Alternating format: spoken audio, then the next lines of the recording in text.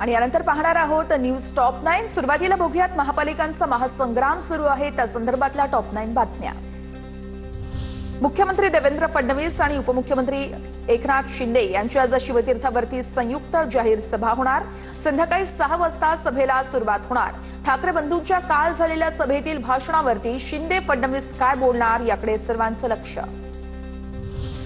राज्यातील 29 महानगरपालिकांच्या निवडणुकांच्या प्रचाराचा उद्या शेवटचा दिवस, तर 15 जानेवारीला मतदान होणार आणि 16 जानेवारीला कोण बाजी मारणार हे सगळेच बघणार।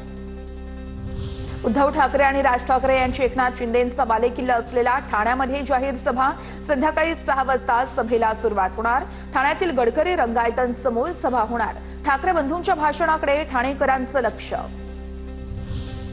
शिवतीर्थवरील सभेतून राज ठाकरेंचा भाजपवर घणाघात। 2014 पासून अदानींना उद्योग, पोर्ट आणि विमानतळ दिल्याचाही आरोप। मुंबई महाराष्ट्र विकायला काढलाय, राज ठाकरेंचा हल्लाबोल। भाजप शिंदेंच्या शिवसेनेचा मुंबईसाठी जाहीरनामा प्रसिद्ध। बेस्टमध्ये महिलांना 50% सवलतीसह लघु उद्योगासाठी 5 लाखांपर्यंत बिनव्याजी कर्ज देणार, तर पात्र व्यक्तीला धारावीमध्येच 350 चौरस फुटांचं घर देणार, फडणवीसांचं आश्वासन। बाहेर गेलेल्या मुंबईकरांना पुन्हा मुंबईत आणणार, जाहीरनामा प्रसिद्ध करताना उपमुख्यमंत्री शिंदेंचं आश्वासन। महायुतीचा वचननामा मुंबईकरांसाठी बदल घडवणारा ठरेल, शिंदेंचं वक्तव्य। कोण तो रसमलाई मुंबई महाराष्ट्राची नाही असं बोलतोय? अण्णामलाईंच्या भाजपच्या मनातलं ते बोलून गेलेले आहेत। ठाकरे बंधूंकडून भाजप नेते के अण्णामलाई यांच्या वक्तव्याचा समाचार। हिंदी भाषा लादाल तर लाथाच मारू, राज ठाकरेंचा इशारा। भाषा आणि जमीन गेली की सगळं काही संपेल। कोकणपट्टी रिकामी करतायत, जमिनी विकत घेत आहेत, राज ठाकरेंचा दावा।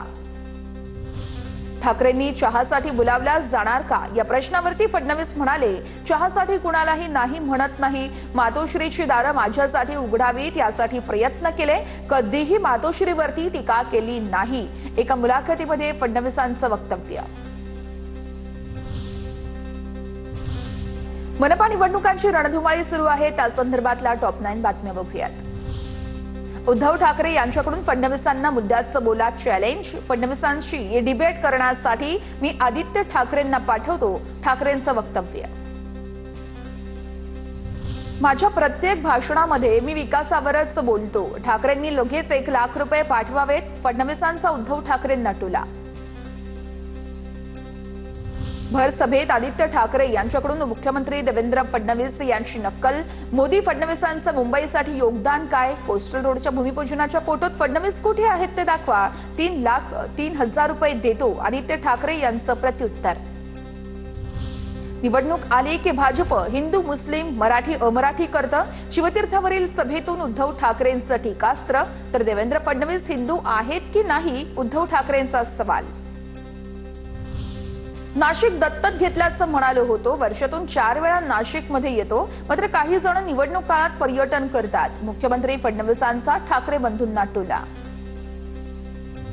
ड्रग्ज रॅकेटमधल्या व्यक्तीला भाजपनं तिकीट दिलं, अत्याचाराच्या केसमधील आरोपी तुषार आपटेला नगरसेवक केलं, यांची हिंमत कशी होते? दादरमधील सभेतून राज ठाकरेंचा भाजपवर घणाघात।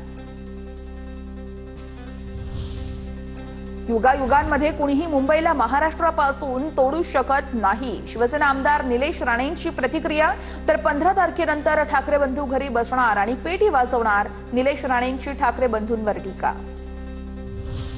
पावसाळा आला की जसे बेडूक बाहेर येतात तसेच काही जण हे निवडणुका आल्या की बाहेर येत असतात। गिरीश महाजनांची ठाकरे बंधूंच्या नाशिकमधील सभेवर टीका। 25 वर्ष मुंबईमध्ये सत्ता असताना तुम्ही काय केलं? महाजनांचा सवाल। उद्धव ठाकरे सरकारमध्ये असतानाच अदानींसोबत धारावी प्रकल्पाचा करार झाला, तर धारावीतील काँग्रेसच्या स्थानिक नेतृत्वाने देखील अदानींसोबत सेटलमेंट केली आहे, प्रकाश आंबेडकरांचा आरोप।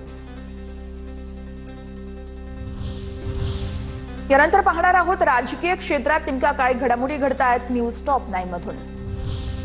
निवडणुका आल्या की अनेक जणांना कंठ फुटतो। मुख्यमंत्री फडणवीसांची नाव न घेता अजित पवारांवर टीका, तर 9 वर्षांनंतर निवडणूक लागली मग कंठ तर फुटणारच ना, अजित पवारांचं प्रत्युत्तर। अंबरनाथ विकास आघाडी अवैध असल्यानं आघाडीचा व्हीप लागू होणार नाही. आमदार बालाजी किणीकर यांचं वक्तव्य. अंबरनाथमध्ये आता शिवसेना अंबरनाथ महायुती आघाडी अस्तित्वात असल्याचं किणीकर यांचं वक्तव्य. नाशिकमधील मुकेश शहाणे यांची अखेर भाजपातून हकालपट्टी. पक्षविरोधी कारवाई केल्याचा शहाणे यांच्यावर ठपका. तर शहाणे यांचं तिकीट कापून बडगुजर यांच्या मुलाला उमेदवारी. भाजप आणि शिवसेना आता खूप पुढे गेलीये. ठाकरे बंधू एकत्र आले किंवा वेगळे लढले तरी काहीही फरक पडत नाही. मंत्री पियुष गोयल यांचं वक्तव्य. तर पालिकेत दोघं मिळून एका अंकावरच मर्यादित राहतील, गोयल यांची टीका.